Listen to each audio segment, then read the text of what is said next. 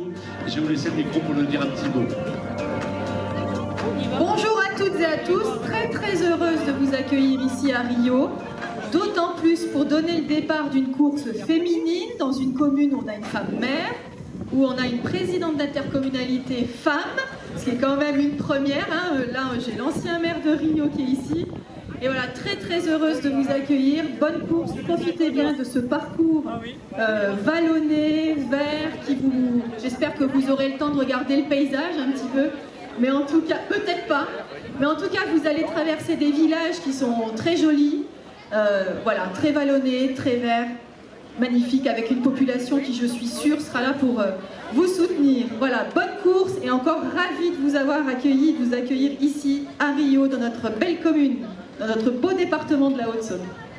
Merci, on salue le président, évidemment, Cracaget, président, voilà, à nos côtés, le président du Conseil fédéral de la Fédération française de cyclisme et le président du comité donc, régional, Gilles Zopi. Gilles, voilà, accueilli de façon remarquable ici à Rio pour ce tour de Haute-Saône féminin. Je sais que vous y teniez. On y tenait tous, et le président Cracaget, dont vous venez de parler particulièrement, donc vous avez quand même un peu Madame la maire dans sa ville, on peut un peu dire ça aussi, il est quand même, même s'il est à Cholet-le-Thiers tout près, je pense que c'est également un beau clin d'œil pour lui que ce premier Tour Haute-Saône femmes se déroule ici à Rio. En tout cas, merci Président, vous y êtes très attaché, vous serez avec nous pour ces deux belles journées. Aux côtés donc de nombreux élus que nous saluons globalement. Je risque d'en oublier Madame la maire, mais on salue tous les élus qui vous accompagnent, que ce soit évidemment dans la commune, l'intercommunalité, et tous ceux qui, je dirais, tous les bénévoles qui, de près ou de loin, sont présents dans l'organisation, parce qu'on va sûrement l'oublier. Donc je les salue globalement, sachant que c'est une grande équipe, évidemment. Regardez, vous avez les plus beaux boulets de la région de Marseille qui passent devant vous, madame.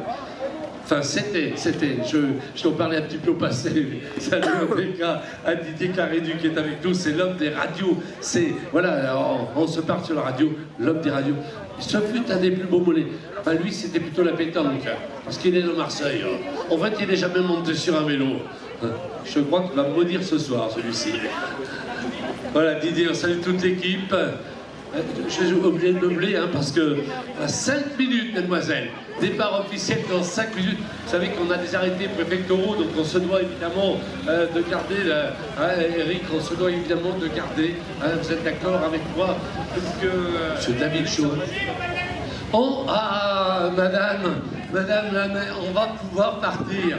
Allez, on a 4 minutes, hein.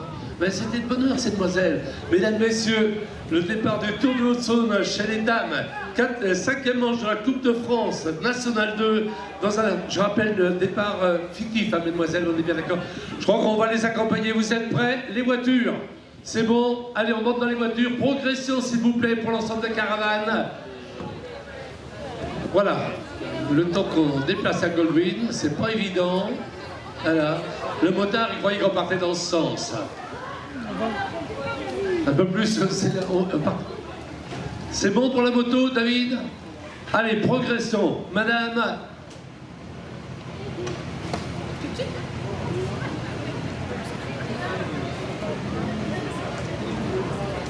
Cinq, 4, 3, 2, 1, partez! Et on les applaudit, on les encourage. Rassurez-vous, le départ est fictif, mesdemoiselles. Le départ est fictif. Les feux allumés, les feux de la voiture, on allume les feux. Alors, feu de croisement allumé. Allez, c'est parti. 2 mètres, voilà, c'est parti. On salue évidemment l'ensemble des équipes. C'est parti pour un beau peloton.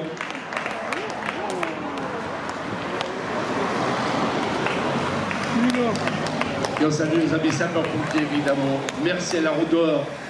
Quelques jours, elle est en pole position pour l'instant, donc avec quelques mètres à l'avance. On rappelle évidemment intercalé toujours également Charlotte Allard pour le Cétaonnaise.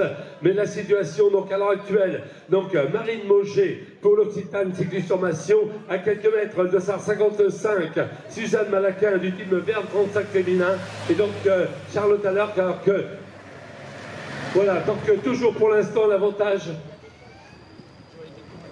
Voilà, toujours donc, toujours la position Marine Mauger, Suzanne Malaquin et juste derrière Charlotte Allard. Voilà les positions, alors qu'on est tout proche maintenant de l'arrivée de cette première édition du Tour de Haute-Saône féminin avec, j'aurais dire, Haute-Saône Dames, très exactement, une organisation du comité cycliste.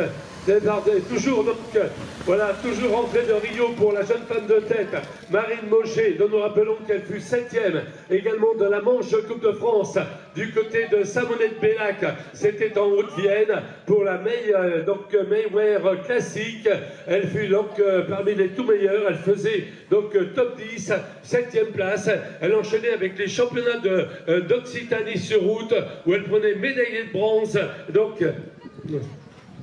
Voilà, alors que derrière, toujours donc Suzanne Malaquin, mais ça va se jouer à quelques centimètres peut-être, parce que le peloton revient également, mais toujours intercalé, une troisième jeune femme qui n'aura pas démérité, elle fut 9e de la Vienne classique, vainqueur du contre-la-montre de la Route de l'Est, c'est Charlotte Allard. Pour l'instant donc, 3 jeunes femmes qui ont pris quelques mètres d'avance. Toujours donc pour l'instant, toujours apparemment, donc Marine Mauger de l'Occitane, cycliste formation féminin. Voilà pour, alors qu'on salue nos amis évidemment dépannage Basso qui passe devant nous, le dépannage et Radio Tour. Et on surveille évidemment, est-ce que ça va tenir pour l'instant donc pour Marine Mauger. Pour l'Occitanie, est-ce que ça va tenir? C'est le point d'interrogation, mais ça roule très fort derrière, nous dit-on. Le peloton, les sprinteuses. Eh bien, voilà, apparemment, on nous signale sur Radio Tour qu'elle est partie pour l'emporter. Elle devrait s'imposer maintenant, puisque on commence à se regarder. Et derrière, eh bien, c'est Charlotte, donc Suzanne Malaquin, ce qui devrait donner une arrivée avec la victoire pour l'Occitanie. On va vérifier tout ça. Elle était médaillée de bronze, nous le disions. Alors que le peloton revient très très fort, ça va se jouer, mais ça devrait être bon pour l'arrivée dans un instant. Et vous allez saluer comme il se doit, mesdames, messieurs, la lauréate du Tour de Haute-Saône féminin. Voilà, elle est là-bas. On l'aperçoit d'ores et déjà. Allez, on tape dans les mains pour Marine Mauger qui va s'imposer. L'Occitane, 3e au championnat d'Occitanie. 7e, et elle s'impose aujourd'hui. Victoire ici sur le Tour, alors que nous avions intercalé. Eh bien, va chercher remarquable 2e place pour Charlotte Allard. Est-ce que Malaquin est la 3e ou le peloton maintenant? Sous vos applaudissements, avec la 3e place, elle l'a conservée, bien c'est pour Constante Marchand qui va consolider sa place. Le numéro 1, elle était déjà 2 fois vainqueur d'étape sur la Coupe de France Nationale 2, et bien Constante Marchand pour le Sprinter Club féminin semble-t-il bien chercher la 3e place. Allez, on salue évidemment l'ensemble des concurrents qui franchissent la ligne maintenant, quel que soit leur classement. Nous les saluons par une superbe ovation. Il y aura des écarts, certes, mais belle victoire, remarquable victoire de Marine Mauger pour l'Occitane cycliste formation féminin.